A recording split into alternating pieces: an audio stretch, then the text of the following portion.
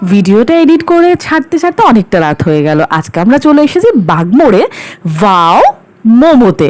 আর এখানে অ্যাম্বিয়েন্সটা খুব সুন্দর আর খুব সুন্দরভাবে সাজানো রয়েছে। আমরা কি অর্ডার করলাম দেখো, পাপা মেনু কার্ড পড়ছে। পাপা কিছু পছন্দ করবি? কি খাবি? এটা খাবে? ঠিক আছে, অর্ডার দিয়ে দিয়েছো? ওকে। Happy Sunday.